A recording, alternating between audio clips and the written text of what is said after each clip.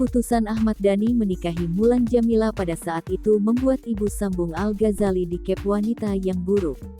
Kini setelah 13 tahun menikah, terkuak alasan Ahmad Dhani menikahi Mulan Jameela. Ahmad Dhani mengungkap alasan menikahi Mulan Jameela. Ahmad Dhani pun menjelaskan alasannya mencintai Mulan Jameela.